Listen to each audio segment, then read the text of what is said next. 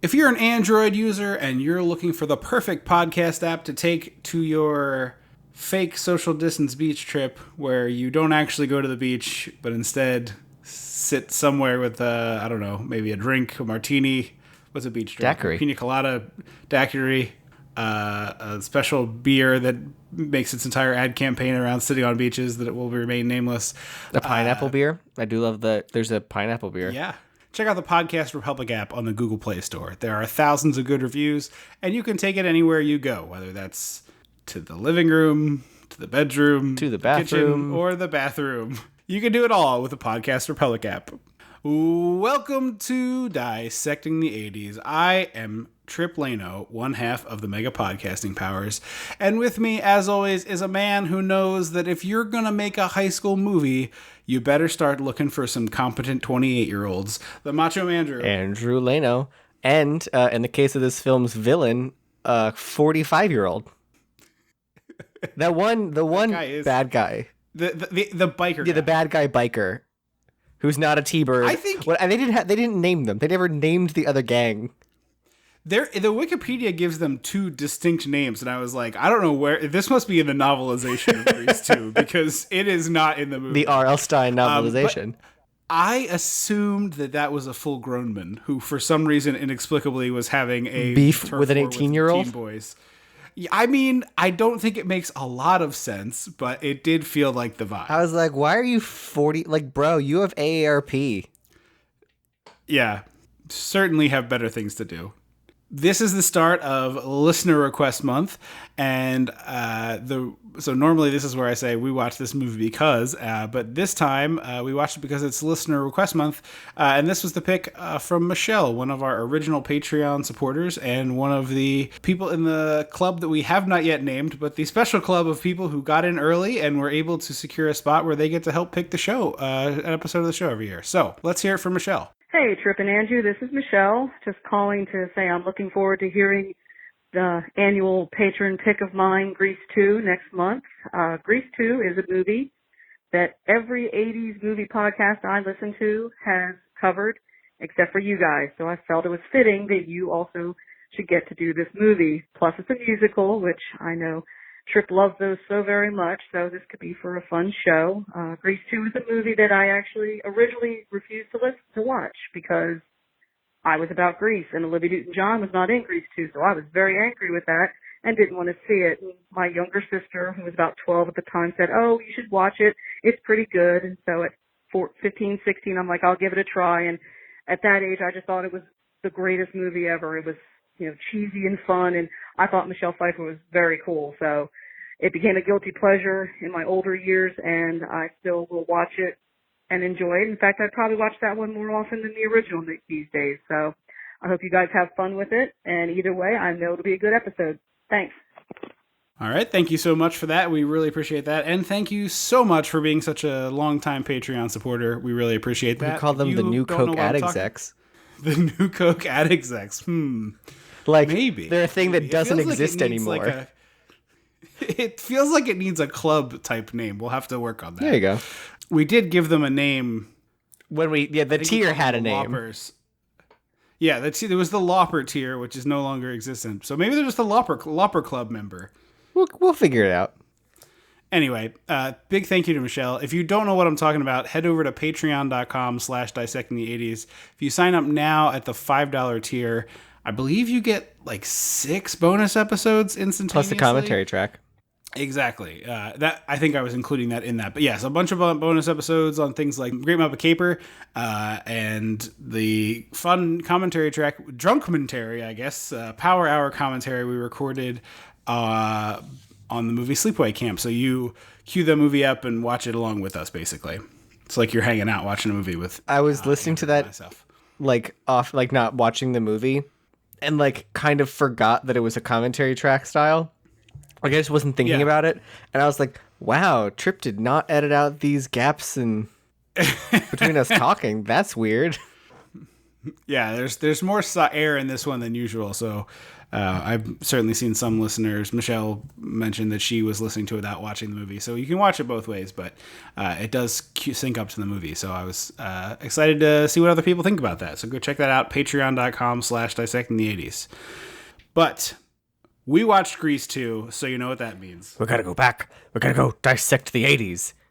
It's your middling mediocre sequel. Something's gotta be done about your middling mediocre sequel. When the mega powers explode. I'm talking about the 80s. Oh, yeah. Great Scott! Cream of the crop. Oh, yeah. Mega powers, yeah! When this baby hits 88 miles per hour, you're gonna see some serious shit. So I know I keep talking about all the things I'm watching in quarantine, but we just watched Upload, the Netflix show. I've been wanting to get into that. Wait, no, it's Amazon, isn't it? Yes, Amazon. It's a Prime show. Sorry.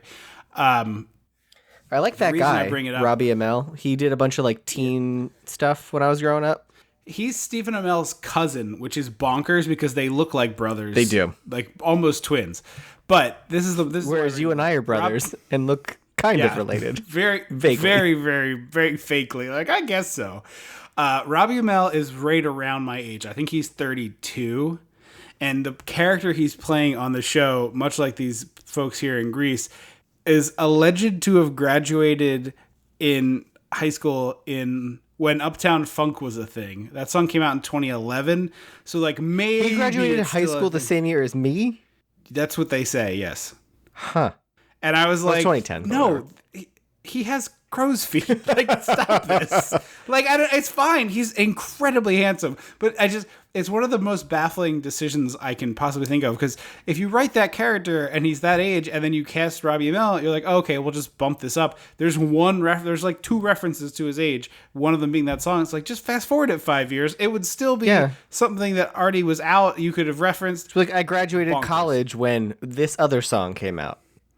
Right, but so the point of the gimmick is the 2 characters are in the show have similar age because the one is like, oh yeah, we danced to this song at my prom, and he can't remember the words to Uptown Funk, and then they sing it together. And it's like you could have picked a different song from 2015, exactly, and that would have been fine. Or alternatively, a song for when he actually graduated high school in 2005. What song would that have been? Like, what would the popular song from your high school? I feel like it's in the ballpark of like a Hey Ya. Is that 2003-ish maybe? That sounds but it's like right. it's in it's somewhere in that vicinity. I could probably get to it if you really, really wanted to sit here and listen to me come up with it. No, I was curious. Yeah, I don't. The big thing that I remember from prom is 2 friends of mine dancing to that song Sandstorm. The like yeah, which was not current. So yeah, but anyway, all that to say, this movie, like so many other movies, casts people wildly inappropriate for the age they're playing. And in this case, it somewhat makes sense because you can't really make this movie not in a high school. So if they couldn't find young enough actors, you kind of got to do what you can. Yeah. But it's just like Grease 1 also had that thing where like the for kids sure. looked. Travolta looks 40 in that movie. Yeah, he kind of came out of the. He always looked like Carrie. He looks like he's 40. Like he never didn't. He's one of those people that is one age for an absurdly long time, and then like the spell wears off and he gets old very quickly. Yeah, like Travolta was 40. He looked at his portrait in like 2005, and all of a sudden, yeah, and then it's like, oh, he starts wearing the wigs and all that stuff. 2005 is probably late for Travolta wearing the wigs. But, it's like he looked the same age for forever. Like he looked the same age approximately from Saturday Night Fever in 77, 78, somewhere in there, all the way through Pulp Fiction, which is like 94. And that was him like going away for a while, coming back, and you're like, oh yeah, he still looks good. And then somewhere in there, he's just like, oh, all his hair is just a nightmare. When was is it Battlefield Earth? Is that the one?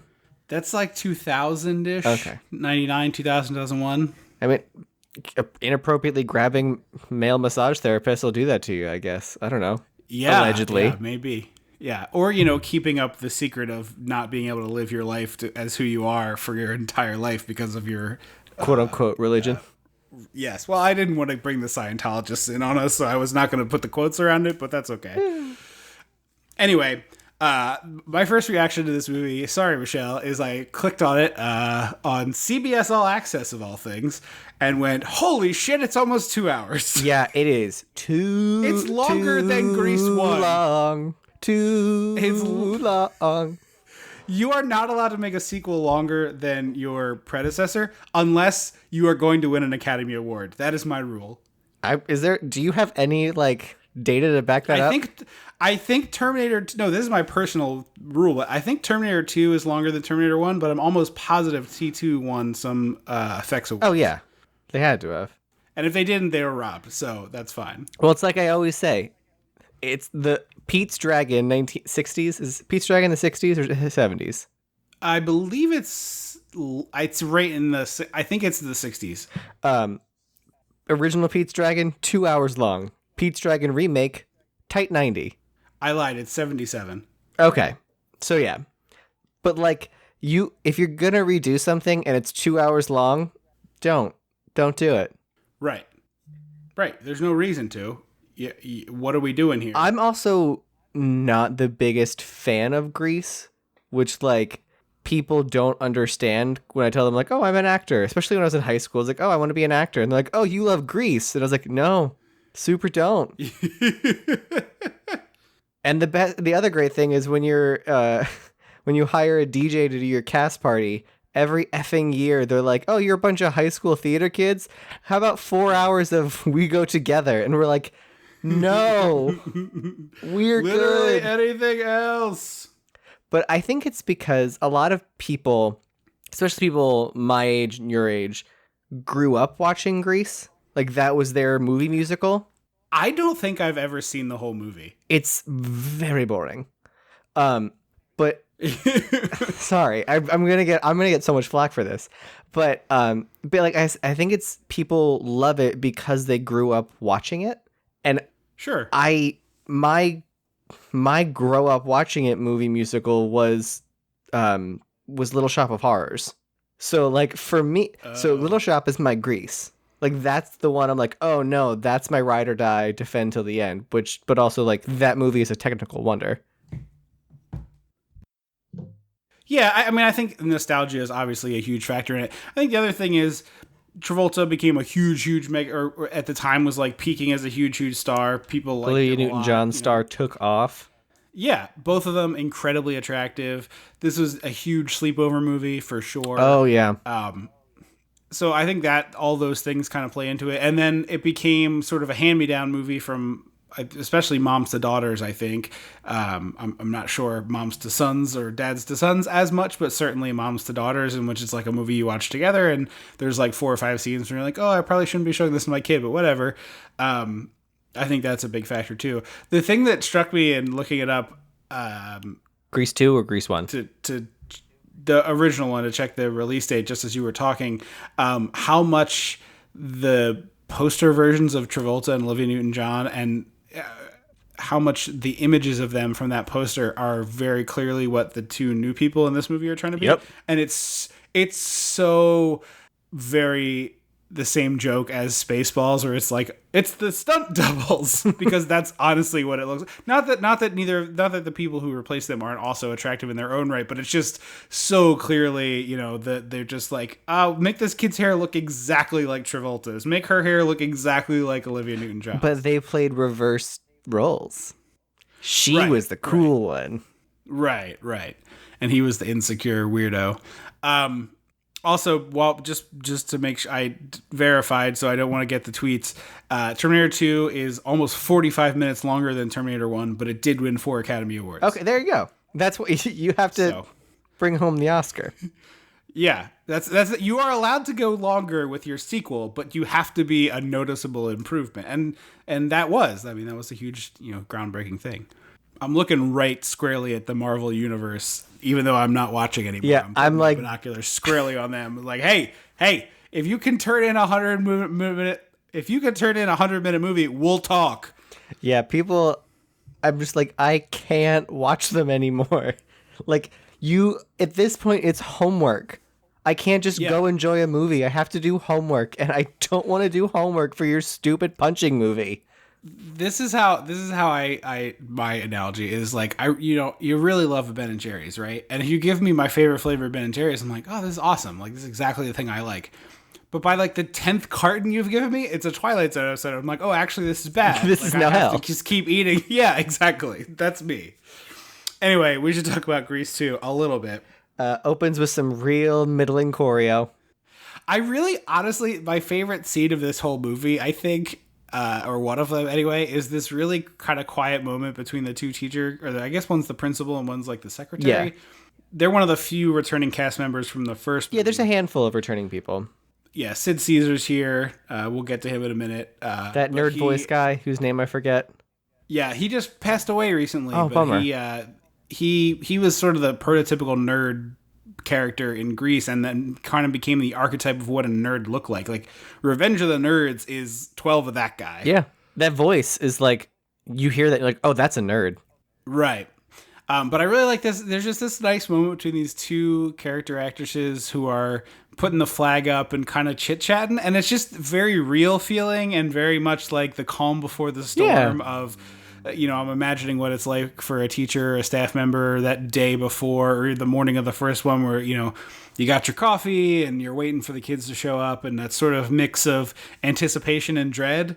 Because, I hope that most people, go into work and you're sort of excited and also like, oh, I bet there's a bunch of crappy kids in this bunch too, or whatever, But yeah, I love that little moment. But yeah, then we get the jazz hands come out and we start doing a big choreographed number. It's just like, I went to school. I have a degree in musical theater.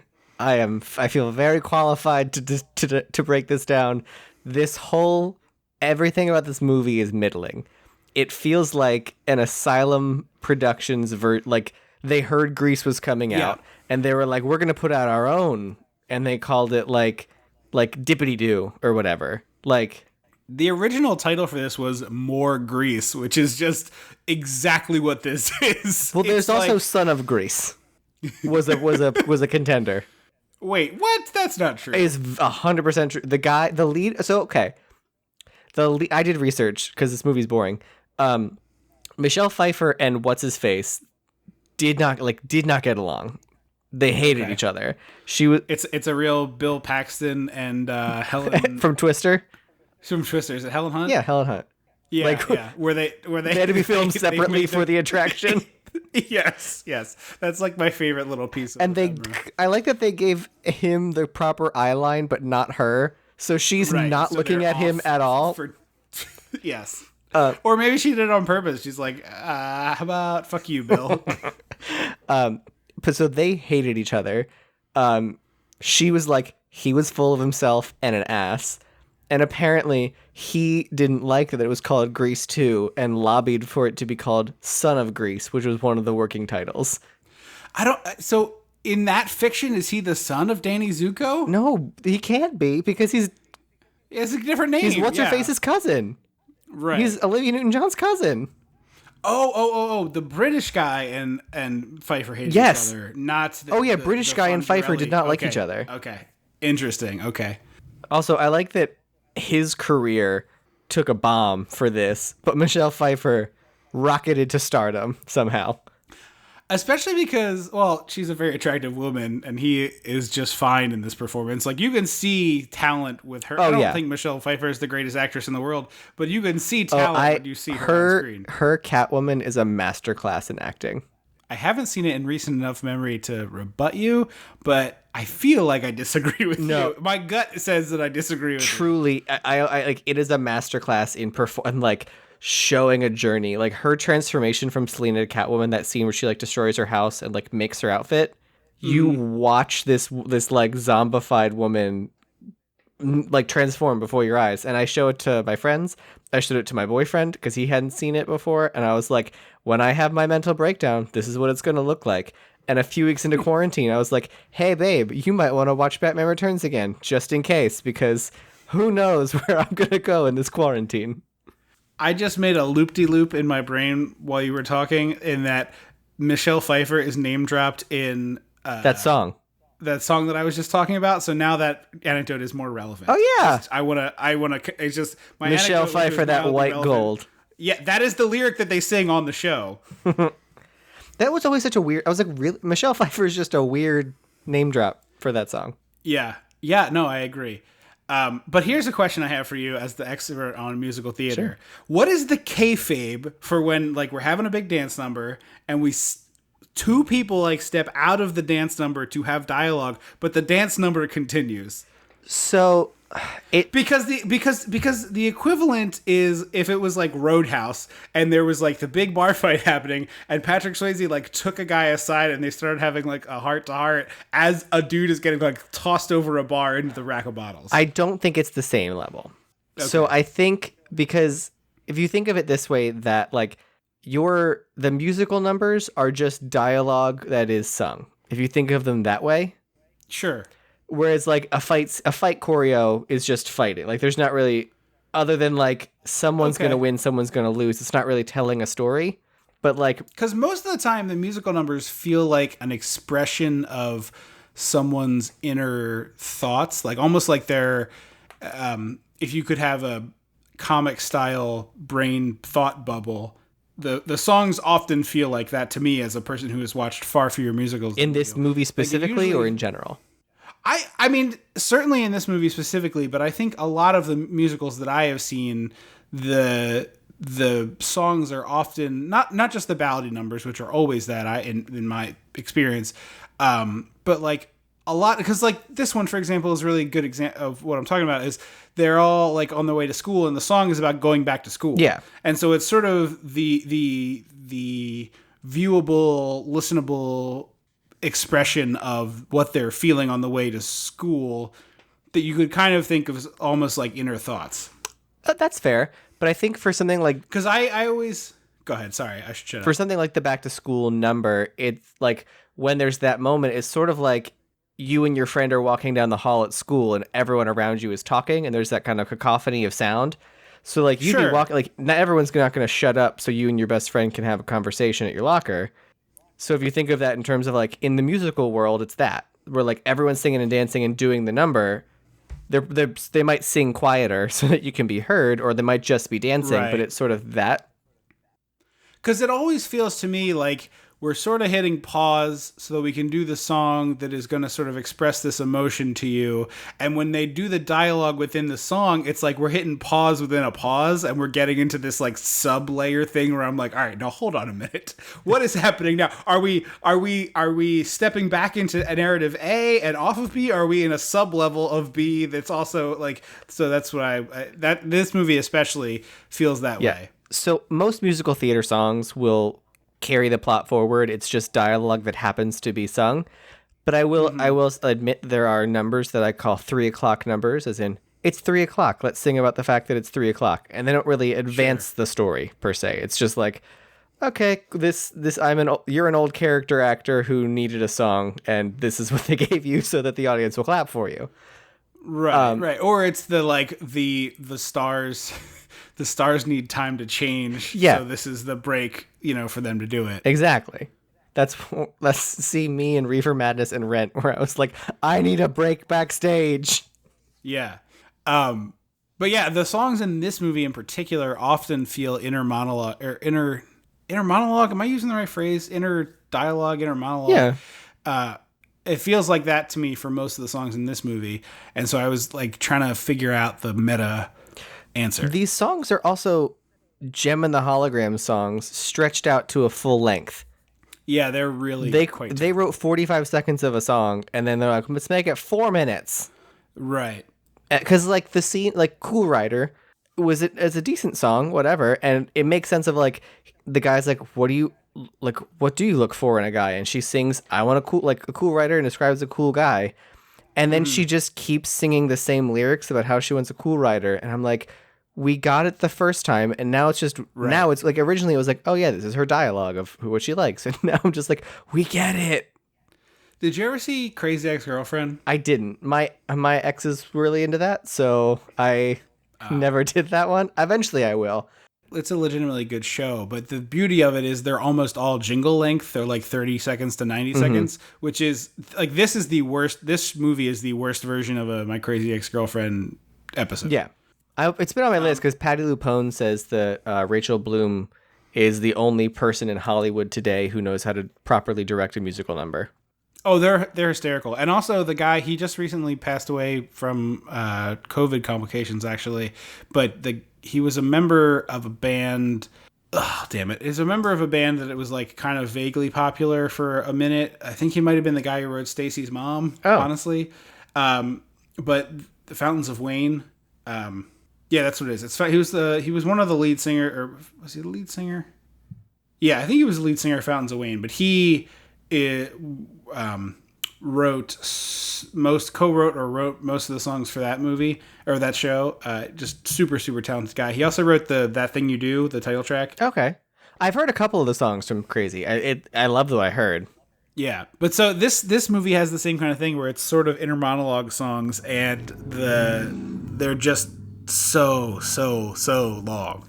But anyway, so we get Frenchie, who's the only main cast person to come back here. I think so, yeah. Yeah. She's delivering some hot exposition stew. Yes, but I really love, it's truly an inspired choice and ahead of its time that Frenchie dropped out of college, went to beauty school, failed. No, she dropped out of high school to go to beauty school. Okay, sorry. Dropped out of high school, go to beauty school, failed out there, and now is involved in a multi-level marketing scheme. No, she's not. She's selling cosmetics. She's making her own cosmetics. I think she got a kit from an Avon type situation. No, the point of her, she's like, I want to learn chemistry so that I can make my own cosmetics. Well, okay, fine. If that's the case, it is utterly absurd that they're letting this 20-something, 30-something-year-old person just like come back to the high school and use the chemistry set. So it's the year 1961. What year? Does Grease take place in a specific year in the 50s, or is it just? It was 1950 something. Because the stage at the talent show specifically has a 1961 on there, which was a mistake. Right. You should not have tried to date yourself movie. Apparently, there's an HBO Max series coming out about Grease. It's the summer of 1958 in the other. So it's been 3 years. Yes. So she's 21. She's 2021. Yes. Okay. Yeah. Anyway, I felt that felt very on brand. Then we get a quick shot of Coach. Well, I like that they bothered to explain why she was still there. Like today, it would just be like a Riverdale situation where you're like, it's been 4 seasons. You're still in high school. Yeah. Or they would just like make her a teacher, which also would have solved this problem. Yeah, that's fair. The T-Birds roll up in 3 motorcycles, one of which has a sidecar, which I found delightful. Yeah, it's like he's the junior. He's like the little T-Bird. He's like he's like the T. Is there the T baby bird? Yeah, the T chirper. Yeah. He's like, hey guys, one day I'm gonna have a motorcycle too, right? And they're like, yeah. What should have happened is that like because the Pink Ladies have one of those members. The Pink Ladies have a little sister. A Pink Lady in training. Yeah. Who is played by Pamela Adlon. Yes, I knew what she was in something that I was like, I'm blanking. Well, she was in Louie, and then she got like her own show very recently. Yeah, but I turned to my boyfriend and I was like, oh, the little girl is blah, and I can't remember now. It's in her Wikipedia of like things she's well known for. Okay. Keep going. So like it would have made so much more sense for the T-Birds to have that kind of person. I feel that he is that. But who rides in the sidecar? Do we know specifically which one does? Yeah, it's the one who ends up hooking up with Pamela Adlon. Oh yeah, but he doesn't. But he's got Pamela Adlon looks significantly younger than the rest of the cast. All the T-Birds look the same age. Yeah, she was Pajama Sam and also Bobby Hill. Bobby Hill, that's the one that I was. Okay. Bobby Hill and Pajama Sam. Yeah. But because that's the one people will know. No one's gonna know Pajama Sam but us. Well, the craziest thing is that it's 1982. She's 26 in this movie. Are you kidding me? No. She looks like she's 15. 66. Wait, no, I lied. I did math bad. Hold on. 66, 82, that's 16, not 26. Oh, okay. I was like... I'm sorry. I caught it immediately. Yeah, she is only 16. Michelle Pfeiffer is 24. The other person that you would know of this Lorna group is Luft. Christopher Oh, sure. But also Christopher McDonald, who's Shooter McGavin from Happy Gilmore. Yes. He is 28 in this movie, which is wildly too old to be doing this. It is. He also looks the same. Yes. But Lorna Luft is in this movie, who is Liza Minnelli's much more talented sister. I see. When she sings, she sounds like Judy Garland. She got Judy's voice. Liza did not. We also got a quick glimpse of Sid Caesar, who plays the coach in football and is, of course, a favorite of this podcast. He is the old man who dies playing Keno at the end of Vegas Vacation. Oh, that's right. Take the ticket. Wasn't he take the ticket? So we do announcements, which I like the dynamic of the principal and presumably the secretary doing these announcements together, where she's doing like the live jingle with the going on too long. That thing called xylophone. Yeah. Well, that's funny. Like that's a real thing back in the day. Like NBC, the three tones of NBC is because it was a 3-bar. Yeah, it's GENC for General Electric Company. Oh, I did not know that part of it. But there was some person physically going like bong bong bong. That like I think that's a cute little thing. Yeah. Then we go to chemistry class, and Frenchie is doing all sorts of nonsense, making colored smoke happen. Yeah, because she's trying to make cosmetics. Right. And then it seems like they murdered this teacher who had a nervous breakdown the year before. He comes back later, thankfully. So I was confused. I don't know why this teacher existed in this movie. It makes absolutely no sense. Because he only exists to go away so that Tab Hunter can show up. And I don't know why Tab Hunter wasn't just the new teacher in school. Especially because they bring him back at the end to just do one more gag of like, oh, isn't it funny when people have nervous breakdowns? Yeah, but also because I was like, oh, is it supposed to be like the end of last year? It was something like in the last movie. Did I miss something in the last movie? Yeah, I assumed it was a connection to the previous movie, which I am not familiar enough with. So I just assumed it was. But I don't think it is. It was so bizarre because he's like shaking and trying to take his pills, and they put a rat down a girl's shirt. And when she screams, he passes out. And they're like, well, he's gone. Right. Yeah. Then we go to football practice, and a group of adult motorcycle madmen breaks up the football practice and invades the field. So is it practice or is it gym class? It's one of those weird movie situations where you can't quite... Aren't they wearing pads?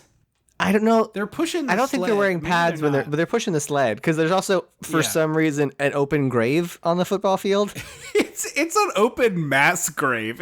Someone dug out the entire end zone. It's a nice big rectangle that's 6 feet deep because the boys push the coach into it. Yeah, Sid Caesar gets thrown into a hole.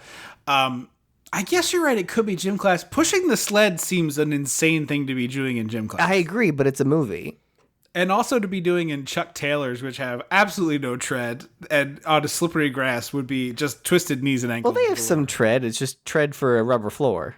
I guess. Michael, the British exchange student, why is he British if Olivia Newton-John's Australian? Like, why?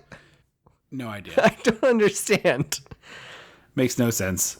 No, none whatsoever. The other thing is like I can't. So okay, what the movie has very specific rules that like T-birds can date pink ladies and vice versa. They're in a gang. Nobody else. Yes, they're in a gang. I get that, but they act like this very handsome, smart boy is like some social pariah, and I was just like, there are many other attractive women at this school that you could just date without a problem, or I don't know, maybe just could solve this problem by being a very attractive, handsome man who just like gets what he wants by just being that. Yeah, because like the thing with it's been 1,000 years since I've seen Grease. The thing with Sandy was that she was like nerdy, but not a nerd. Like she wasn't Patty Simcox, but she was like kind of a square, and the girls had to make her cool.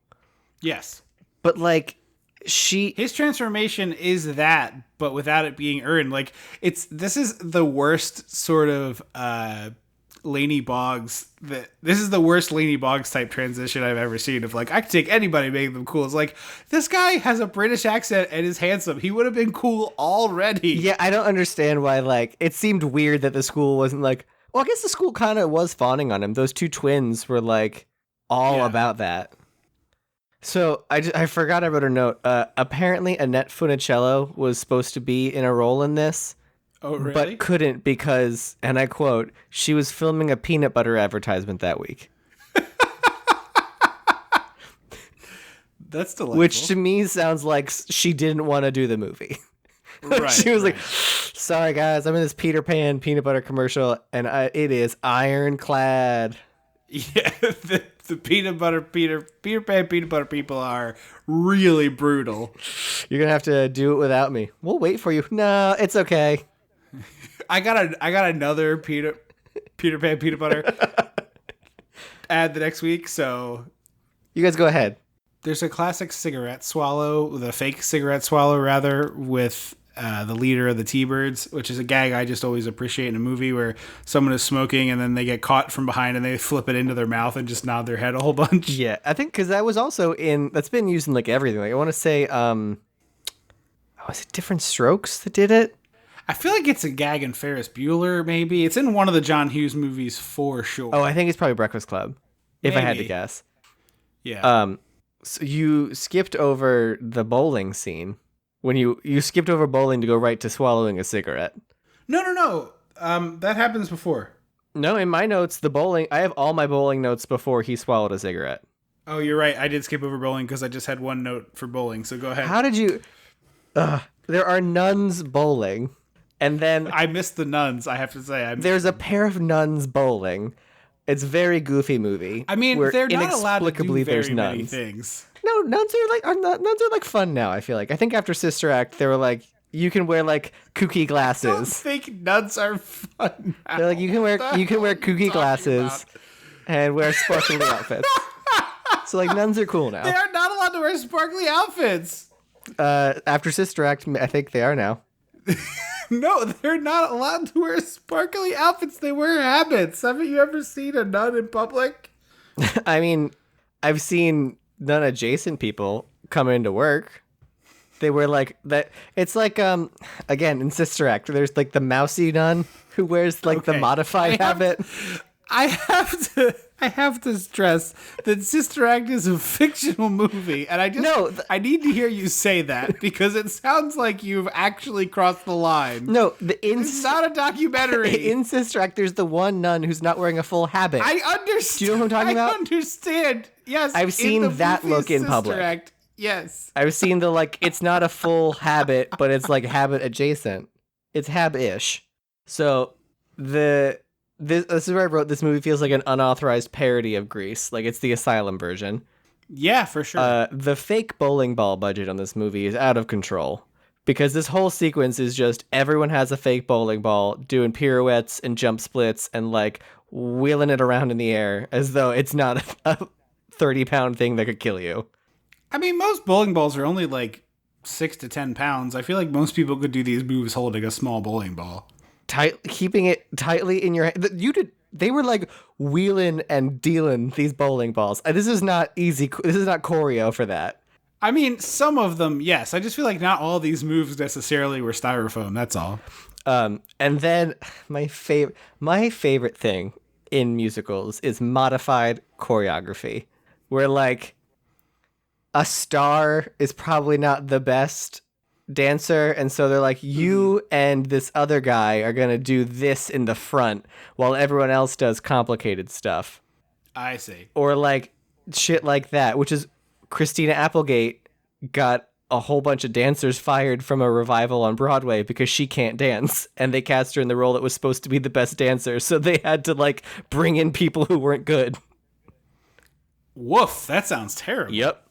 But so there's all the kids on the bowling lanes, which are supposed to be slippery, They are very doing like full on lifts and like crazy partner work. And then all the way on the left, just barely on screen, is a nun and what looks like an insurance salesman doing modified choreography. I love me some modified choreo. And then Michelle Pfeiffer sexually assaults Michael. Yes. Also, the one pink lady gets down on all fours and rolls a perfect strike, which I thought was kind That's Lorna Loft. I see. She's the Marilyn Monroe one. I gotcha. So then we go to the cigarette swallow, and then we have talent show auditions, which are just brutal to watch. This is some slapdash audition nonsense. Yeah. Everyone's running around at the same time. People are auditioning while people are like zipping around behind them, screaming. Like, what is happening? Also, this is the worst movie I've ever seen because every one of these people has a special skills section on their resume, and I see not a single special skill in this slate of auditions, which happens, I want to be clear, twice. 2 distinct times in the movie we have auditions for the talent show, and not one is a juggler or a ventriloquist or a We get an accordion player later. Gymnastics gymnast. Yes, the accordion player is perfect, but I want other like there are people who have other special skills on their resume. Although it is impression pretty of Groucho accurate Marx? to an actual high school talent show where it's just like song, song, song, interpretive dance, song, song, tap dance, song. I disagree. Ours had comedy sketch groups. Ours had like stand-up style performance In high school? like storytelling. Yeah. Oh no, our variety show was like a lot of songs. I mean, I will admit I was one of the people who sang a song in the variety show. Yeah, I have no problem with there being a majority singers because the person who wins is always the person who plays the cover of the popular song that everyone can sing along to, and they don't have to be very good. It's like our variety show wasn't a contest. It was like a fundraiser. I just remember, okay, maybe they didn't actually win, but I remember people's favorite act for sure being the guy who played a Dave Matthews song on the guitar and everybody sang along to it. Also, the prize for yeah, the contest is 100 records, which is just a weird prize because it's not like 100. It's just like a smattering of records because they say there's like Beethoven and Tchaikovsky records, and I was like, what is happening? Yeah, it feels like it should have been hosted by a Corny Collins type. Oh, Corny! This movie would have really benefited from a Corny Collins. And you could have put a famous person in there in a sort of fun cameo, like have it be a comedian who people would recognize, like a Don Rickles or someone of that ilk. It's going to like make fun of this whole thing a little bit. And they're like the local shock jock guy. And it's like, you know, or even, Back to School. Dangerfield. Yes, yeah. he would have been great. Right. And just, you have him put on some like Buddy Holly glasses and be like, out here Give him on a bike horn. Yeah. KWHX is bringing you all the top hits. Yes. I think that would have been much better. You need that character here. But also, just like, give me some stuff to look at. Also, give me a juggler. Why wasn't it a money prize? Like, I mean, the record seems fine. Like, that would have been, like, if you got 100 CDs back when we were, well, maybe not, maybe you're too young for that, but like 100 CDs would have been a cool prize when I was a But if they included like Tchaikovsky and Beethoven, like, yeah, it still would have felt pretty rad. It would have been like an instant CD collection back in an era where that kind of mattered. At one point, yeah. Mr. Frond would have loved that. Right. So I guess earlier the twin girls decided, they're like, "Oh, Michael, I hear you can play the piano." And I was like, "From where?" Because we haven't learned one damn thing about Michael other than that he's British and Sandy's cousin. Right. It sounded like they were saying you have to audition for the talent show. And I was like, "Oh, sure, right. Whatever. He'll play some classical music." But no, what they were saying was you should accompany the auditions for the talent show, which is a worse offer. Right. That needs to be a cash offer. But also, here's what I thought they were setting up is like, okay, he's not cool, air quotes liberally used, because he's attractive and he has a British accent. And we both know that that's going to make him very successful in high school. Yes. But he's like plinking along, playing the like, you know, my Bonnie lies over the ocean or whatever horrible songs are singing at this talent show. And then at one point he's like, oh, this is terrible. And he's like commiserating with Michelle Pfeiffer. And then he starts like doing some Elton John or not Elton Great John, Balls of Fire. Anachronistic. Yes, Jerry Lee Lewis. Yes, exactly. Great Balls of Fire was what I was going to say. It's like he starts doing like the like, you know, big old plinky arms and swinging around and he's doing like, goodness great. He's dancing and Michelle Pfeiffer's on the piano and she's like swooning. That's such a more interesting thing to do. I agree. That would have been so much better of him complaining. It's like, how about something like this? Do the Back to the Future scene. Just lift the straight up Back to the Future scene and give me the like, have you heard this? Well, also, if you're going to tell me in kayfabe that he is accompanying the auditions for the talent show, don't performed these songs with a full band backing. Right. Also, all of them. It was very silly. The girls were like, here's the sheet music, and he's playing, and all of a sudden there's drums and a guitar and a piano. And I was like, I only see a piano, sir. Yeah, you're totally right. You're totally right. They boogered that up real bad. So it's like no one cared about making Grease 2. Which you would think that Grease 1 is a phenomenon. I really think that they're at some level, someone involved with this is aware of the fact that they got lightning in a bottle, and this is just going to be a disaster. But no, they had Michelle Pfeiffer and Olivia Newton-John had a meeting to come back for this movie in some way and never got contacted again. Jeff Conaway, who was Kinnicky and also in Pete's Dragon, calling back, was in talks to be the bowling alley manager. Never happened. Well, that's fine, because Kinnicky is, at best, a big issue for me with the Grease movie. Yes, but Jeff Conaway is a big performer. And then, Stockard Channing, who was Rizzo, and then what I know also from Tu Wong Fu, was supposed to come back too. And again, that fell through. And also, this script wasn't finished when they started.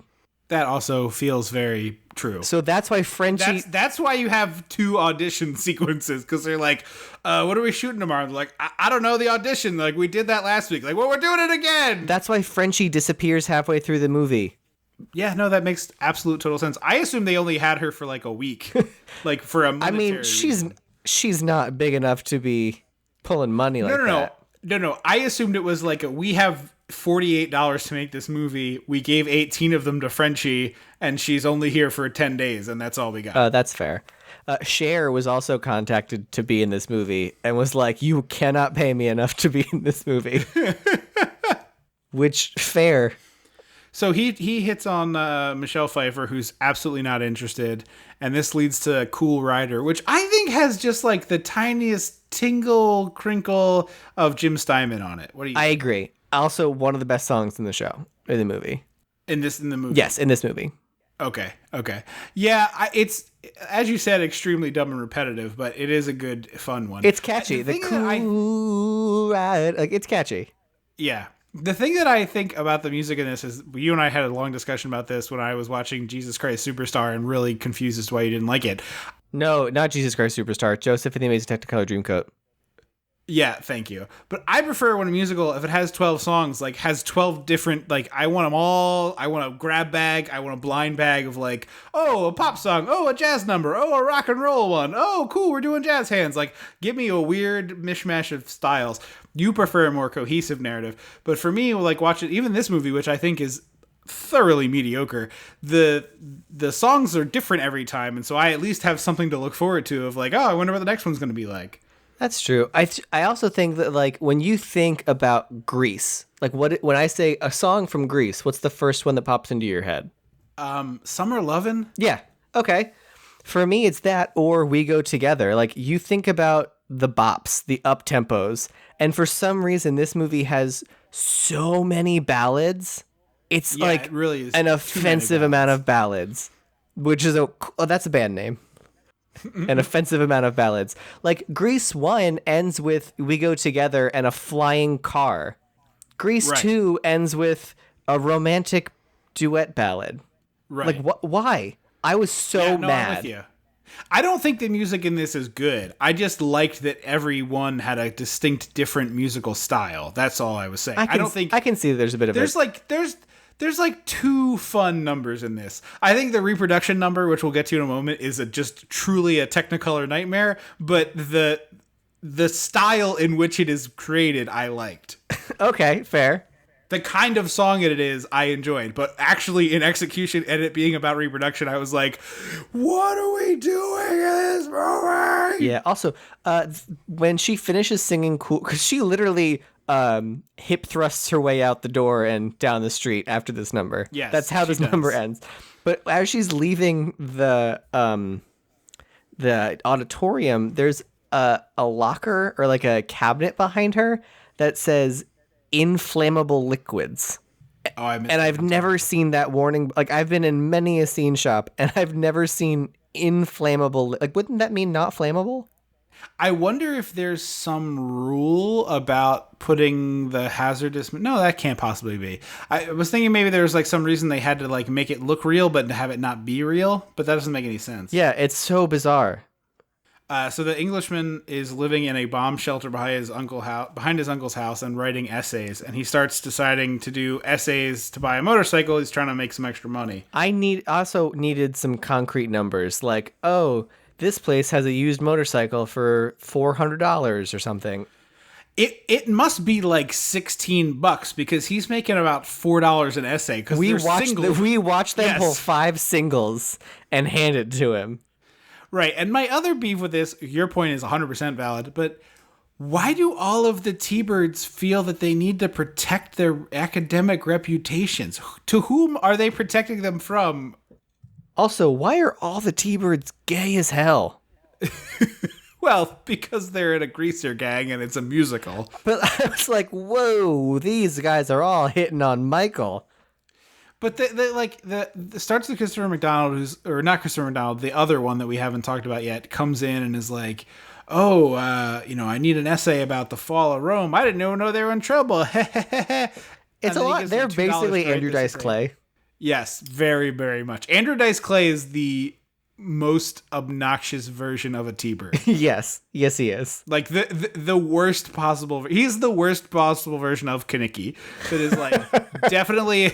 And I'm talking about the character that he performed on stage as. I'm not accusing Andrew Dice Clay, the person, of being a serial sexual assaulter, but the character that he was portraying on stage absolutely was that. Yes, I agree.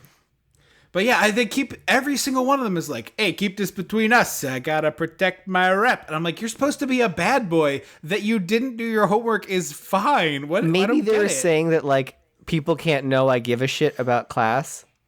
Maybe, but it seems like they're just trying to pass, which is a different avenue. I agree, but I don't know. Also, a fallout shelter in the 50s is prime real estate that you're not going to give up for your weirdo nephew to live in, right?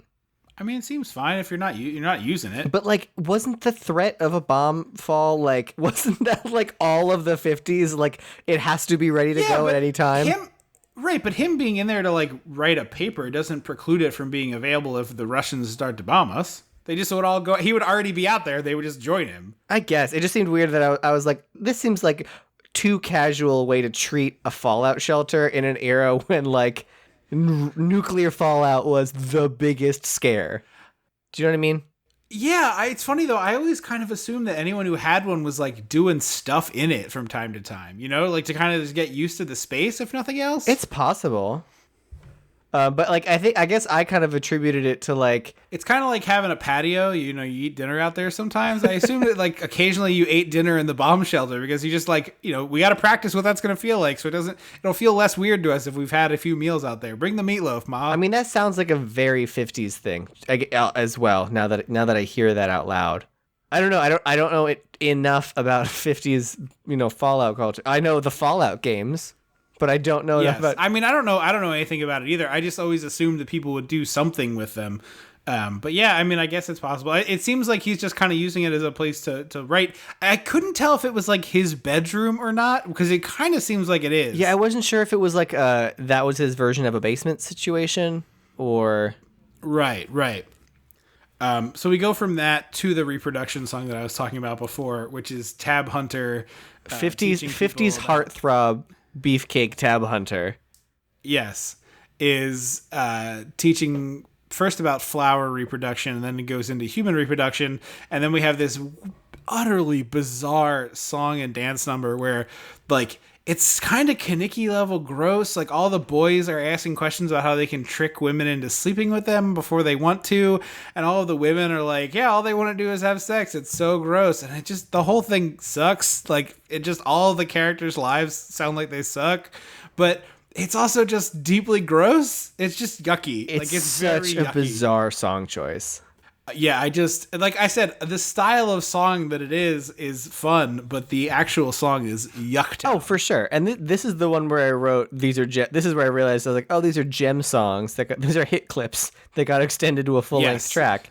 Because it's just reproduction, and then like the girls stand up and sing a line, and then they go reproduction, and then the boys stand up and sing a line, often gesturing to their dicks.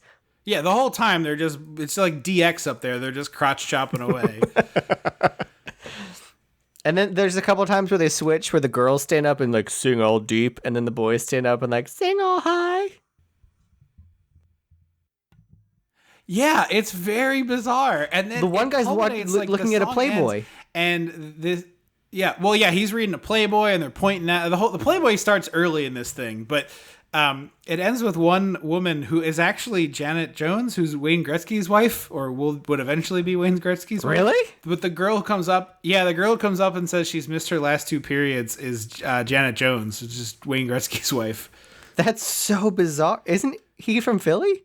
No, he's a Canadian boy. Why did I think Wayne Gretzky was? Did he not play for the Flyers at all? No, never. That's so weird that for some reason he played for Edmonton, L.A., New York. That's so weird. For some reason, my brain said put him. I guess probably because you liked Wayne Gretzky. My brain just assumed. I mean, everybody liked him. Yeah, I was there for the very tail end of Gretzky. Like I saw him play one time. You might have been there for that, frankly. Probably, but yeah, I guess because you liked him, my brain goes, "Oh, he's a Flyer." Yeah, it's weird. I don't even think I liked him that much. Because I was a goal. Anyway, it's not important. I saw him say the F-bomb on the Jumbotron, which was fun. Oh. He takes his $15 that's Gretzky's future wife and goes to buy. Oh, I did like that moment where the girl. To be fair, the girl says, "I missed my last 2 periods," and then the principal is like, "You can make them up after school," and then pulls a like Dorothy Zbornak look into the camera, like, boing. Yeah. AKA B. Arthur. AKA Jonathan Krasinski's entire acting reel. Well, I mean, for The Office, yes. That's what he's known for. Yeah. Although he was great in A Quiet Place. I've seen him in The Quiet Place. He's just constantly turning the camera and looking all smug. His kid gets yoinked by an alien. He looks in the camera like. His deaf daughter like eats a carrot real loud and turns the camera. It's just like, how is that not an SNL sketch? I don't know. It seems like right there. Real low hanging fruit right there. Yeah. Yeah, and or that war movie he was in or Jack Ryan, his Amazon show. Oh yeah, I forgot he's doing Jack Ryan. He diffuses a nuclear bomb and just turns the camera and makes that face. I started out I rewatched that not recently, but like a year ago, and I've turned The Office. I think Jim is the villain, and it is colored my perception of John Krasinski because everybody loves him, and I don't care for him that much. I think he's very charming, but I agree when you like go back and think about it, like he was a monster. He's a bully. I think they were both. I think there was 2 bullies got together and just went at each other. But for like the first 2 seasons, Dwight doesn't fight back at all. He's just a weirdo. I thought he was like trying to get Jim fired and stuff. Wasn't he like, oh, I thought he was like trying to get Jim fired. After a while, because he's being constantly harassed, he like tries to get some vengeance. But it is very turn the other cheeky for a very long time. I mean, again, it's been 1,000 years since I watched The Office because I prefer Parks and Rec. Yeah, me too. But I was surprised how much, like, I just think he comes off as a jerk in that. I feel like we talked about this before. So anyway, let's move on. So he takes his $15 and goes to buy a motorcycle. Yes. And it's such, but like, this scene is thematically important. Like, this character's goal was to get a motorcycle so he can impress Michelle Pfeiffer. And it is a fleet of motorcycles. There's 100. They're not discernible from another. It's a junk shop situation, though.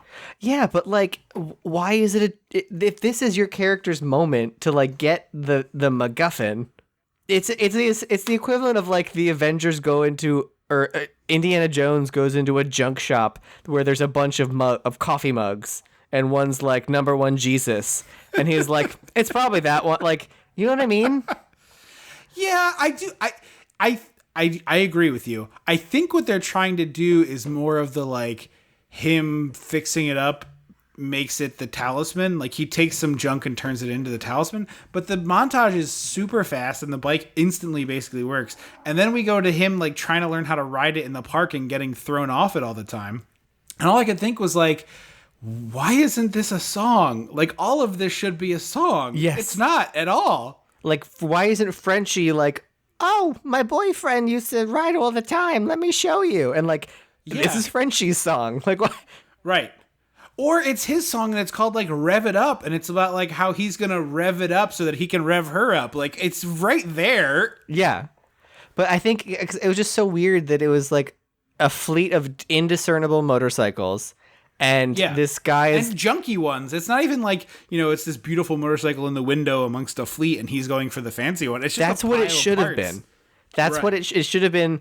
The one nice display motorcycle, and he's like, I want that one. And the guy's like, you can't, that one's $400. And then we see him like writing a bunch of essays, and then he comes back for it or whatever. Like Wayne's World. Exactly. But, so he like, and then the guy's like, they're all kind of junk, but they'll all be fixed up. And I was like, wait, this is such weird diet. Like, if your movie's almost 2 hours, you don't need this much padding. Right. So he bought, especially when you have 10 musical numbers to pad out the runtime. Yes, you didn't need that many because I don't think Grease has that many. That I didn't check, but it wouldn't surprise me. Well, again, this is longer than Grease. Exactly. Yeah. So Grease has Summer Nights. It has Worst Things I Could Do. Look at Me, I'm Sandra D. Alone at the Drive-In. We Belong Together. These are out of order. I know they're out of order. I'm just saying the songs that I can remember. I could do this a little bit faster by telling you that the Grease soundtrack has 26 songs on it. But how many of those are like little things? I guess that's fair. Yeah, I don't know. I think they're probably similar based on looking at this number. So he's like, they're all junk, but they'll all fix up, and so it doesn't feel special when he like gets the motorcycle. Because then the guy's like, I'll throw in this Michael Myers jumpsuit for free. Right. Well, he hands him a manual to help like put the bike back together. Also, You're the One That I Want is definitely the song I think of from Grease, not Summer Lovin'. By the way, I retconned my answer to that. Wait, hang on. You're the One That I Want and We Go Together. Are they the same song? I don't know. We Go Together. We go together like Rama Lama No, Lama. that is a different song. Different song. It's two distinct listings on the soundtrack. So then, but they're right after the other. Yes, correct. Okay, that's my brain is like it's one song. It's the end of Grease. Yeah. The T-Birds get into the talent show because there's no cuts, as the nerd informs us. Also, what? So we see them. We see them audition twice. There's two sets of auditions. For some reason, the Pink Ladies go to both rounds of auditions, and all I could think was being an actor and seeing the post. It's like, please only go to one night of auditions. Yes. Like, if we want to see more, we'll tell you. It's also an insanely elaborate number they're trying to pull off. It's Springtime for Hitler. Yes, it is. But they get through like a quarter of it in the one audition and then another quarter in the next. And they're like, but we didn't finish. And they're like, oh, you're in. And they're like, oh, good. It's going to be even longer in the show. It is a glorious 3-hour finale. Yes, that is exactly a half. Yeah, exactly. That is exactly that. Okay, I'm glad that came up because I didn't. Muppet Vision 3D. No. The Muppet. Just lead me there. I'll bring it up. This is a Muppet movie. It is so. Is Kermit Michael and Piggy Michelle Pfeiffer? No. Yeah. Of course. Yes, of course. And then like Rizzo is one of the T-Birds. Fozzie is one of the T-Birds. Gonzo is a T-Bird. Like it just so easily. But more than that, like I don't want to fantasy cast all the Muppets. I mean, we can. The reason I bring it up. We can, but I feel like we're over an hour at this point, and there's a decent chunk of movie left. So I do want to eventually end this podcast. But it is a Muppet movie in style because it's all about. It leads to a talent show, which is an extremely Muppet energy. It's so thing. Muppet. It's about a character like acquiring a thing to have personal growth, which is sort of a part of a lot of the Muppet oeuvre, as it were. And I just feel like it's a very Muppet movie energy to it the whole time. I can totally see that. But yeah, the talent show thing is just like, I can't believe we have to sit through this twice. So what is with the My Boys shtick? What do you mean? So when the Twinkie barbershop trio stands up there and starts singing well, the like seemingly promiscuous teacher lady is like, those are my boys. And then when the T-Birds get up, the principal's like, those are my boys. And I was like, what is happening? So the first one, she actually says, these are my girls in the first auditions. And I assumed that she was like the choir teacher. I didn't recognize who that character was. And then she does it with the boys. And I was like, okay, this is definitely the choir teacher. But I don't think she is. No, and then she's the English teacher? Maybe. She is, because she says tells Michelle Pfeiffer her writing sucks. Okay. She's not the one that hits on the T-Bird at the beginning? She is. Okay. Because, I remember the hitting on part, but not the substance of the conversation. But anyway, I don't understand what they're getting at there. Other than, like, maybe this is, like, my favorite student, but that is not what is expressed. It's very bizarre. We also get this bizarre scene at the bowling alley where... is it Pamela Adlon? Yeah, Pamela Adlon goes into the bowling alley, and the 45-year-old leader of the biker gang is outside with his huge facial burn scars. Yeah, it's just... I don't think they're burn scars. It's got to be like... I think they're just like old pockmarks. So I don't think this was applied makeup. For a split second, the first time you see this guy far away with the sunglasses on, I was like, oh, is the gimmick that like Tab Hunter is the leader of the biker gang and he's going undercover at the school? That would be the weirdest kayfabe. I would be so into it. But I was like, that's so interesting. If like they have the leader of the motorcycle gang, in order to get closer, is posing as a teacher, and then eventually he's gonna like screw over these. Like he can't beat them up because he's 45 and they're 18. So instead, he's gonna make them have to go to summer school or something like that. And I was like, that's dumb as a bag of hammers. But I don't know. It's Grease 2. What are we doing here? Grease 2, Electric Boogaloo. I'm here for it. So when we saw the guy up close and I realized it wasn't Tab Hunter, I was a little disappointed because it was not the movie I was writing in my head. Yeah, she runs inside and says, I'm going to go draw cow parts on a cow in Sharpie.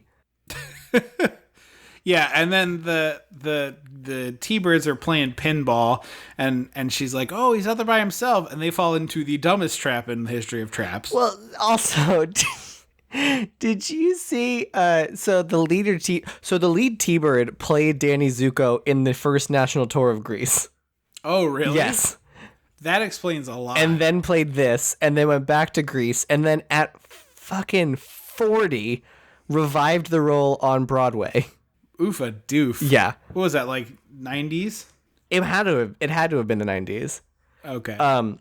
So he's like, comb, smoke. And then he's like, light. And so Shooter McGavin is handing him these things. And he goes, light. And Shooter McGavin tries to do that like a Zippo flippy trick where you like... Off his shoe, yeah. It's his jean, no, like on your jeans. Oh, his jeans. Yeah, where you like flip it, and then crack it open and then run it on your jeans to open it. And so he does it in like, the real smooth motion, flicks it. It doesn't light and he has to flick it with his thumb again. And I was like, why would you keep that? Right, it's insane that it's in the movie. And also, it's not that hard to do. I can do it, and I am a doofus. It's not... It had to be that it just went out. Like, he brought it up too quickly, and the wind blew it up, and, like, it blew out. But, like, come on. Yeah, maybe. I mean, but also just, like, shoot the take again. Like, come on, people. Top. It's not that long of a scene. It will take 40 seconds to reset. The T-Birds are also... Because I feel like in the first one, the T-Birds are kind of, like, tough. Like, they're fighting people. Yes. Yeah. But in this one, they get outside and they're like, "Ho!" They like puff their chest and they're like, and then they run back inside. And I was like, "You don't deserve to wear that jacket." Yeah. That's the thing though, is like you don't want to watch a real big fist fight in the Grease movie. I feel like, is there a big fist fight in the first movie? I know there's one in West Side. It's not a fist fight, but there's a gang fight in West Side Story. Right. Watching people get beat up is not very fun, and I feel like is the wrong energy for a Grease movie. So I don't know why this conflict is even here to start with, but it is funny that they're just huge babies. Well, because there is some turf war in the first Grease, because they have the drag race. Because Cha-Cha De Gregorio takes off her scarf to gets in between the two cars. But it's resolved via drag race. Yes. It's resolved via drag race, which is a very different thing. That's what it should have been. Also, all I could think of was what... Right. Because it's about what car gang, and in this movie, Or they barely have motorcycles. that There should at be a all. motorcycle race. Also, all I could think of was when you were relaying the actions where he's like, comb, smoke, light, would be the Muppet version where he says light and someone hands him a lamp. Yes, exactly. Someone hands him like a burning log. And then Jim Halpert like comes in and looks at the camera. No, Fozzie. Although the Muppets would never smoke. It would be Lollipop, I'm guessing. Yeah, it'd be like, take the rapper me. And then he brings in a rapper. Like a present day rapper. Yeah, exactly. Kanye West pops in. Yes, exactly. So this movie turns into The Wraith. Yes, it does super duper turn into The Wraith. And all I could think of, honestly, and I can't believe I'm saying this, was I wish I was watching The Wraith. Oh, don't say that. Don't bring that I upon liked us. The Wraith, remember? Oh, that's right. I need to listen to that one again. So Michael comes in wearing a helmet and goggles, pulling a Cinderella story bullshit of like a helmet and goggles, and no one knows who he is. And I was like, why wouldn't you just wear a bandana around your mouth too? Like, that's a thing people do.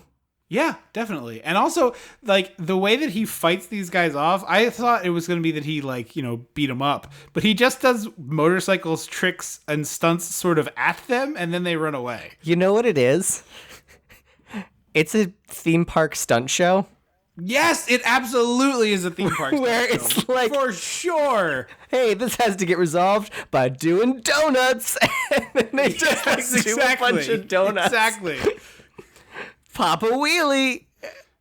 Yeah. He pops a wheelie as like he's going east to west as two guys are coming at him west to east, and he pops a wheelie and goes between them, and they both like fall down. And it's like, well, wait a minute, that's not how this works. It's from what I've never seen it because I've never been, but from what I've gathered of online videos, it's just the Waterworld stunt show where it's just people zipping around on jet skis, not hitting each other.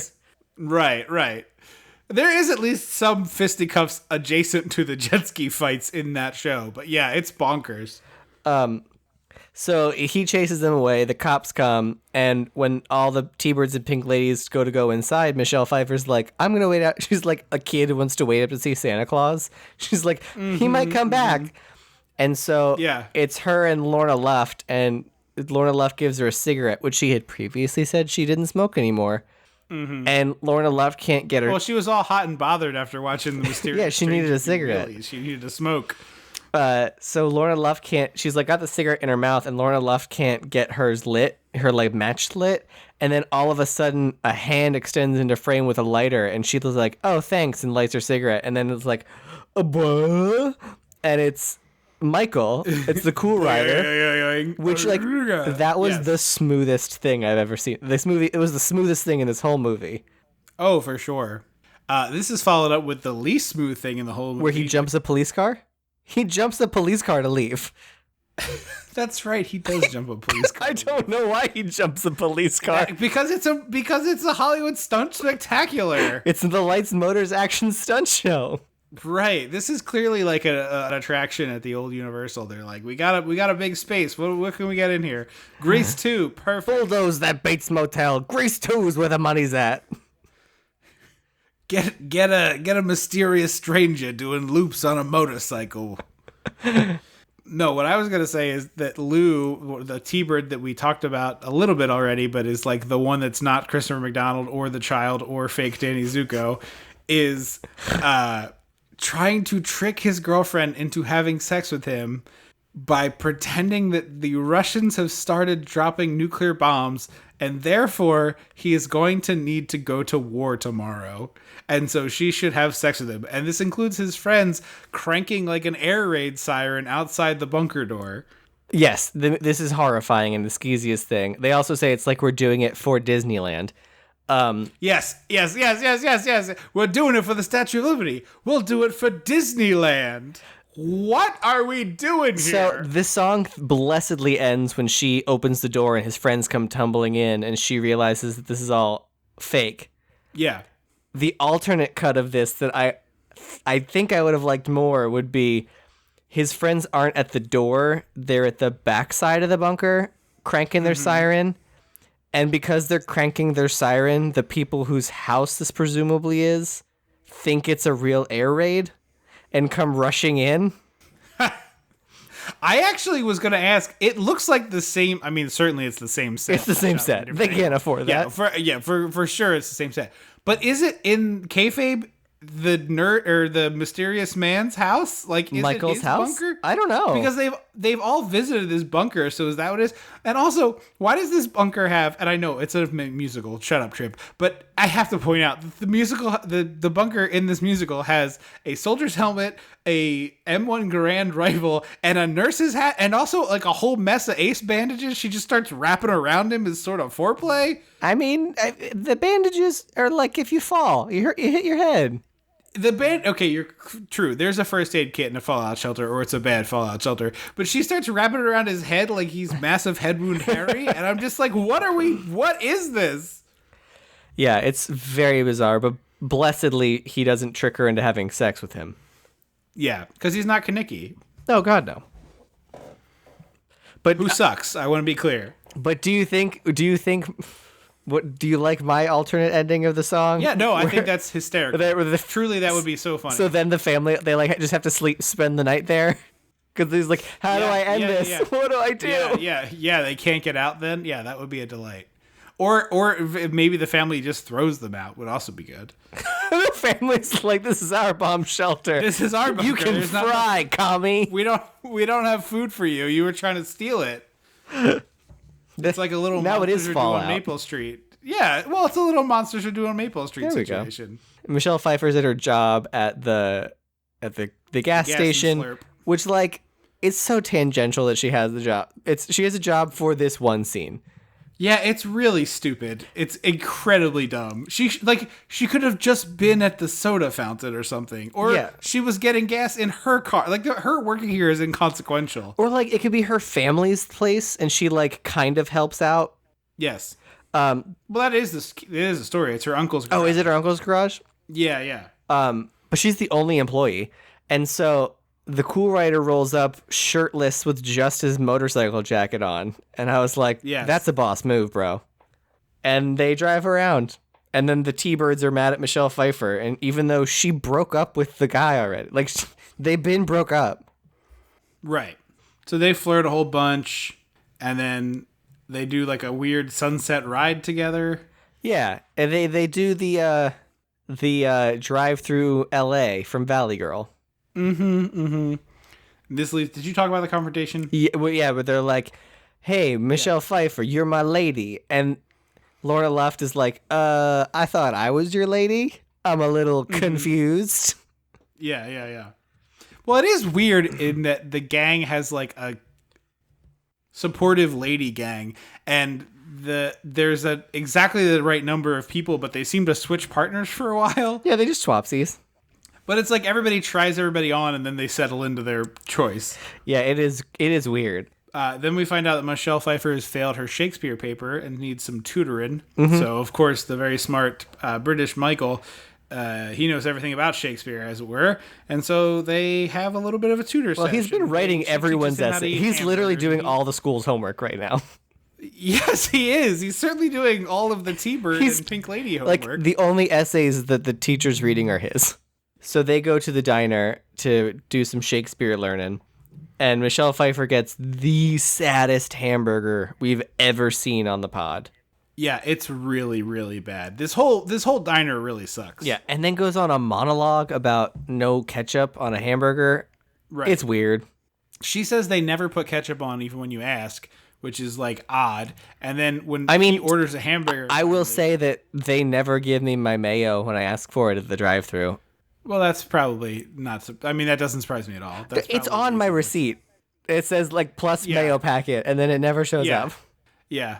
Well, you got to check the bag. If you make a special request, you got to check the bag. They ask, I say I want chicken nuggets, and they say what sauce, and I say mayo, and they say you want what, and I say mayo, and they're like okay, and this is plus mayo packet. Today, this is tangentially related at best, but I bought a 6-pack of beer, and I took it home, and I was taking it out of the 6-pack, and one of the beers was a different beer. Oh. That's weird. Yeah. Is it also a good beer? I mean, it's fine, but it was just like, oh, what's this? It has a very similar label. I wonder if it was a mistake, like where the mistake happened.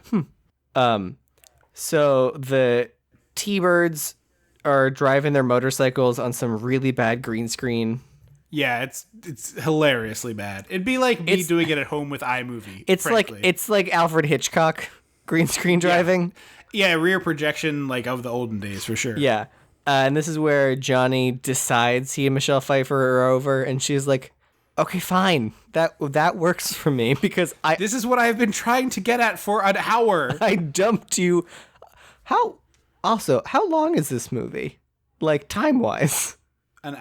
It seems like several months. Yeah, it's unclear like what time. Like, does it start on it starts on the first day of school? Literally starts the first day of school. And ends at a luau.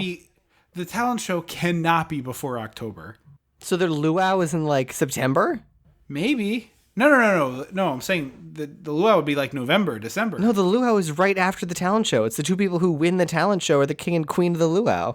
So I was saying the talent show cannot be before October. Oh, so you think, okay.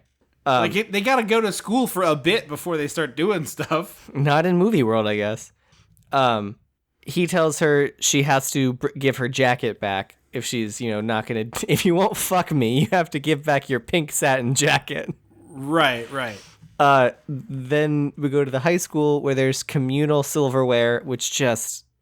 Even not in today's COVID world, that just seems so gross to me. Wait, communal? Like they're sharing forks? Like, I mean, there's metal at the high school. There's bins of metal silverware. Oh, the way you said it, I was like, wait, do all the T-Birds share a fork? Yeah, they all very weird. They all feed each other.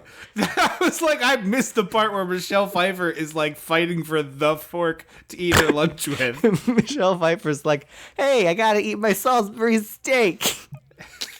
Pass me the knife. I need the knife back. You already had it. And then the little girl in the cardigan's like, I'm stuck with a slotted spoon. Yeah. A grapefruit spoon. Yeah. She keeps cutting her mouth with it. she's eating an otter pop. Yeah. She's got like blood running down the corners of her mouth like a vampire. She's like, okay, keep using the grapefruit spoon to eat my pudding. And then also in the fiction we've established that this group of people has a knife, a fork, a spoon, and also a grapefruit spoon. No, I like the visual. And then we get the goddamn cheer up Charlie of this movie. Yeah, which is saying something. I literally wrote, "Oh, now the boring ballad has to happen." So that's the thing. I will give you the boring ballad on Broadway when it is serving a functional purpose, which is we need to get 3 minutes of time for the leads to change or something akin to that. We have to change a set. We have to do a thing. I don't want the boring ballad in the movie. You're so much time to fix things. It's sort of, well, like, I will say the argument against that is Cabaret, which in the movie added a kind of ballady. It's like a mid-tempo, but more ballad, maybe this time, which is Sally Bowles being like, oh, maybe this time I won't be a fuck up and ruin my life. And it's a beautiful moment. But it doesn't, well, that's not a cheer up Charlie then. I know, but it is like it is a ballad. It is like a... I'm not saying you can't have ballads. I'm saying you can't have the cheer up Charlie ballad. Okay. But I was saying they literally wrote it for the movie and then put it in the stage production. That's fine. The Cheer Up Charlie ballad is clearly the song in the Broadway show that is killing time for something to get happened, as is this song. So if it's a good ballad, stick them in there. I'm happy to listen. So I was doing my usual drag queen Disney bingo, and her guest was talking. It was also a musical theater person. She was another queen, and she was talking about how she was like, when Charlie and the Chocolate Factory opened in the West End, she was like, it didn't have pure imagination. And I was like, that's awful. And she goes, and it didn't have Cheer Up Charlie. And I was like, good. That song can fuck off. That is the worst song in any movie that I've ever seen. And then she goes, so when they transferred it to Broadway, they listened to the critiques and put both of them back in the show. And I was like, why would you do that? I don't get it. Mom used to fast forward it even. I didn't know about Cheer Up Charlie until I was older. In Tripp's version of Charlie, Willy Wonka and the Chocolate Factory. Yeah, exactly. It was like, I've talked about it before, but like the first few times I watched The Breakfast Club was on cable, and I didn't understand why they all got introspective and nice to each other. And then much, much, much later, I was like, oh, they're very high. Yeah, they're stoned out of their mind. Also, It's so weird that it's a talent show and not the prom. And that, like, it doesn't serve any practical purpose. Like, it'd be one thing if the person had it's a musical. Everybody's already singing anyway. So it's not like you needed to get an excuse for Michelle Pfeiffer to sing like you would in, like, a Mean Girls or something if they were building, like, they don't do that in that movie. But were they to do that? It's just so bizarre that's what they built this around. So I forgot this fact, but I'm going to tell it to you now. This movie was intended to be the second of 4 Grease movies. And a TV show. That's like an extended universe. Yes, they were intended to make the Grease cinematic universe. When this movie took a big old poop on the box office, they canceled everything. But then Disney, as is wont to do, picked its way through the wreckage, picked up the script for Grease 3, and do you know what they did with that? Is that High School Musical? It is High School Musical. Which people like, right? High School Musical is well regarded. I haven't seen it in a long time, but I remember it. I've seen clips and it holds up surprisingly in the same way that, like, so maybe Halloween Town. Maybe the mistake was starting this movie without a script and having a fully produced script for the sequel. Yes, exactly. Yeah. So it's the night of the talent show. The T-Birds chase Cool Rider and he jumps a cliff and. Yeah, he takes a death leap. I'm so confused. It's like in, is it Killer Clowns where the guy's trying to do a jump and fails? Or the Blob remake? Maybe it's the Blob remake. I don't remember it in Killer Clowns. Then I think it's probably the Blob remake. Yeah, it's this weird, for some reason, a death-defying jump, and then Michelle Pfeiffer's, like, despondent that he's dead now. It's such a bizarre tone for this movie to have. And then smash cut to the talent show. Right, and the T-Birds capture the doo-wop group and just tie them up in the shower. And turn it on. Weird. While this weird green-suited weirdo is trying to sing like Elvis. Yeah, it's bad. It's actively very bad. And then we get Lorna Luft walking around like Roxy Hart meets Sally Bowles, and it's great. Right. And then they get on stage and it turns into this bizarre dream sequence for Michelle Pfeiffer where, like, I can't tell what the kayfabe is. Well, she does her full song. They do the full Springtime for Hitler that they basically perform, which is A Girl for All Summers, or Seasons. Seasons, yeah. Where they come out in, like, I'm March, and she's like a giant clover, and then she's like, I'm December, and she's a full-on Christmas tree. Like, it's very bizarre. And then Michelle Pfeiffer just stops singing and sings another bummer ballad. About, like, the dead motorcycle man. Yeah, also, Winter's costumes are the most horrifying because it's one girl's belly is painted like a president's face, and the rest of her costume is a coin, so she's, like, doing that, like, belly, that tummy, like, in-out thing. Yeah. So the president's face... Yeah. And then the other girl is... She's sitting in a champagne flute with fake legs dangling over the side.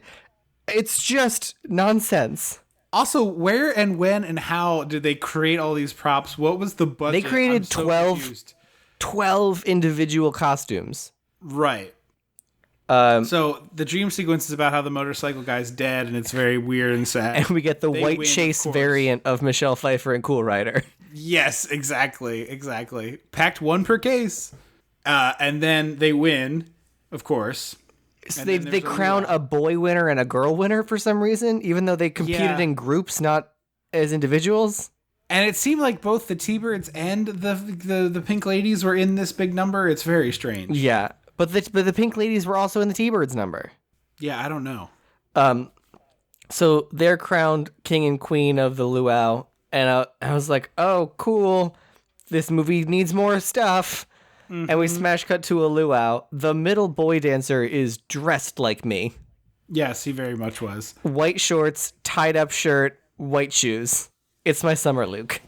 Then they're all wearing great Hawaiian shirts. I should point that out. Except for Michelle Pfeiffer's in like a gray sweatshirt. And I wrote, Michelle Pfeiffer half-assing her luau is a whole ass mood. It looks like she came from gym class, or like she got someone spilled Kool-Aid on her and she had to get the sweatpants from the nurse's office. They're like, oh, we got this, I guess. And there's also a weird above ground pool at school. Right. But then this motorcycle gang shows up, and like they've never established what the conflict is, just that like these two groups don't like each other. So a bunch of full-grown men on motorcycles interrupt a high school talent show luau. Well, you also missed the part where they're like, we now announce the king and queen, and a fleet of shirtless, hunky men carry Michelle Pfeiffer. They're like wearing loincloths. It's like 6 or 7 dudes wearing loincloths. Carry Michelle Pfeiffer and Johnny across the lawn, up the wall, up the pool stairs, and then walk their like floaty into the pool. Right. It's some real Beetlejuice stuff. What is happening? Right. It's bizarre, beyond bizarre. But then the motorcycle gang shows up, and then the mysterious stranger comes and like chases away the gang of motorcyclists, and leads to like 2 of them get thrown into the pool somehow, and then the leader of the gang gets knocked into the pool with the twin girls, and then everybody just is like, well, I guess that problem's solved. I guess they're defeated. She's not the Wicked Witch of the West. Right. If they don't melt in the pool. And then also, we didn't mention, we kind of talked about it before, but like that poor teacher had the nervous breakdown is here, and he falls in the pool. He doesn't fall. He walks up the stairs and then keeps walking into the pool while then the principal is like still talking to him. It's so weird. And then of course, like Michael reveals himself, and everyone's like, oh my God. And the T-Birds start out angry, and then they're like, actually, we want you to be in the gang. Give him a jacket. So he's already wearing a leather vest, and he puts the leather jacket over his leather vest. Right. It's a real Triple H attire. There's a 2-minute unbroken shot with no underscoring of Michelle Pfeiffer popping his collar and kissing him. It is the longest, slowest, awkward kiss. And I just wrote, if you don't shut up, if you don't hurry up and give me your knockoff We Go Together pair, like already, I'm going to lose my mind. And then they end it on a ballad. Right. Yeah, it's not a fun, like, you want to send people home singing. They definitely weren't singing on this. And then they do the cheesy, like, everybody jumps to the camera and then they sign their yearbook photo. They are the most unflattering photos I've ever seen. They're so, well, it's like the camera angle is up everyone's nose. But it's clearly they did one try of this. Like, everyone got Absolutely one take. Because I was like, that dude's blurry. Michelle Pfeiffer's head's, like, behind his hand. Like, what's happening? It seems like they actually did a still from the film, not an actual photo. Yeah. Like, they didn't want to pay for a photographer, too. Well, no, because you see them running and jumping, and then they freeze.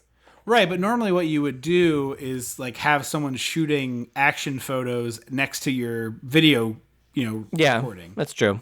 Not on Grease 2, though. We do not have the budget. Anyway, that's the end of the movie. It ends with them signing their yearbook photos. Final thoughts? I mean, I guess it's sort of like I didn't like Grease 1, so I probably Grease 2 is not for me. Right. But I also don't know who Grease 2 is for. I was just gonna say Grease 2 is not for anybody. Like, who is it made for? Right. It's basically the idea of, and like I have this brain disease where, so we just watched I Know What You Did Last Summer. Oh my! Wait, night. Are you curious? We literally just watched this on Saturday. Yeah, I watched it last night. It's on Shudder right now, or it was at the time of the recording.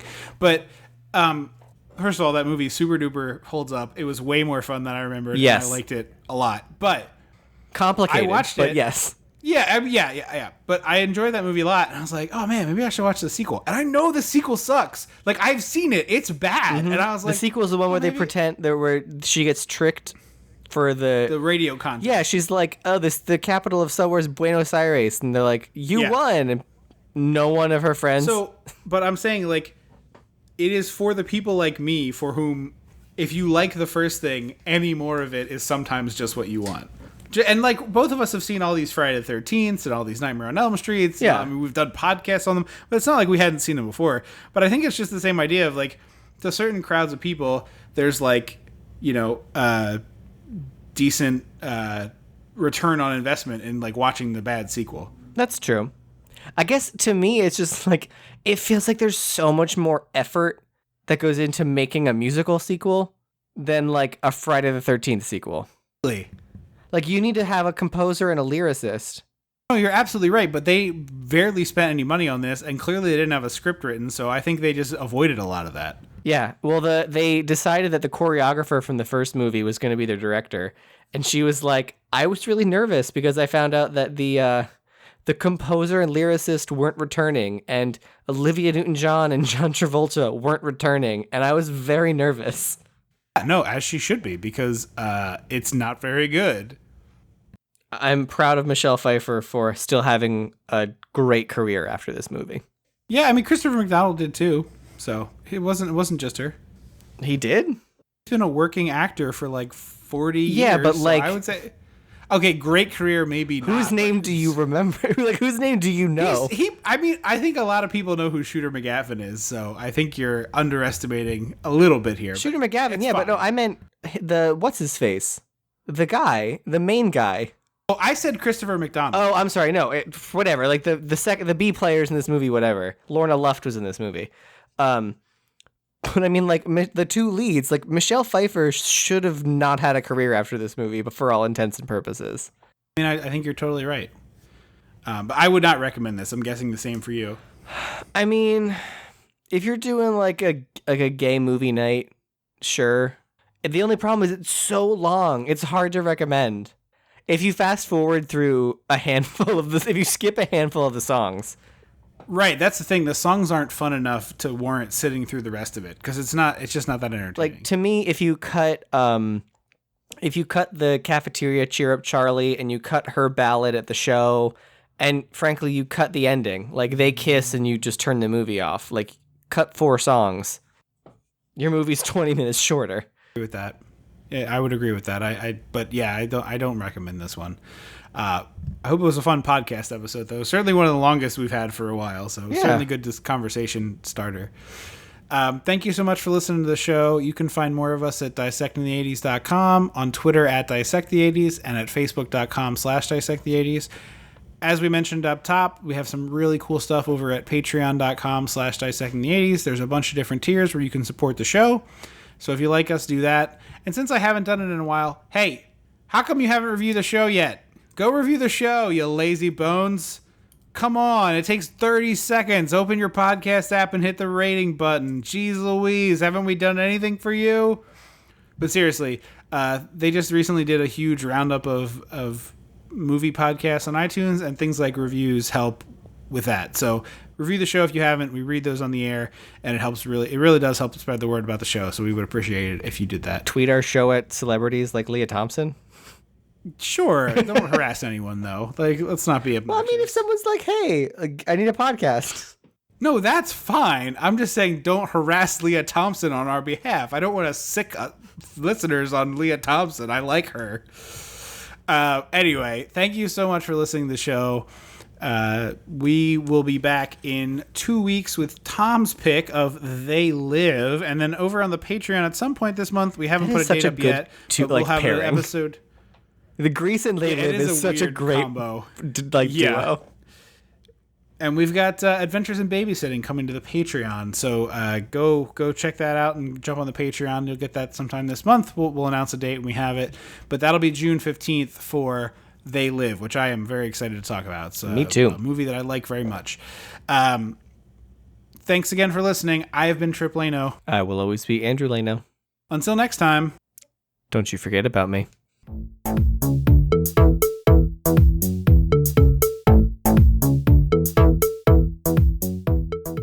Dissecting the 80s is a Chum Some of This production.